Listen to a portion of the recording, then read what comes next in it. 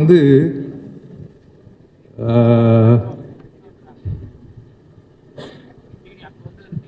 ஒரு சிங்கர் பாடணும், அந்த சிங்கர் வந்து வித்தியாசமாக இருக்கணும்.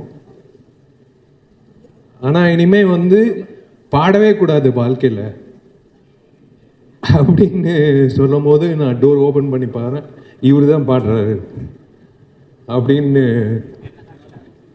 சொன்னாங்க.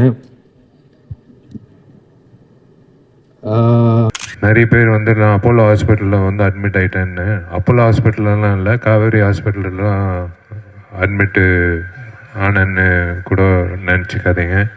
எந்த ஹாஸ்பிட்டலில் நான் அட்மிட் ஆகல, நான் சரியாயிட்டேன். ப்ராப்பராக ஐம் பேக் ஆன் ட்ராக். அதான் மார்க்கண்ணில் சொல்கிற மாதிரி, நான் விழுவேன்னு பார்த்தியா, விழவும் மாட்டேன்.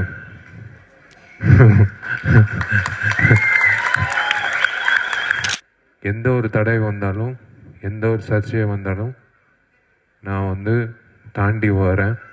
இதுக்கு நான் பதில் சொல்லணுன்னு ஏன் நான் சொல்ல வரேன்னா, நிறைய பேர் வந்து இவர் 3 மாதம் வந்து ஷூட்டிங் வரமாட்டார், 6 மாதம் ஷூட்டிங் வரமாட்டார் அப்படின்னு சொன்னாங்க. இதெல்லாம் இதோ இந்த மாதிரி எல்லாம் எதுவுமே நான் நடுக்கம் எதுவுமே இல்லை, கரெக்டாக தான் இருக்குது மைக்கு இப்போது. So everything is fine. I hope you all enjoy the film. இன்னும் நிறைய விஷயங்கள் இருக்குது செகண்ட் ஹாஃபில். Thank you so much.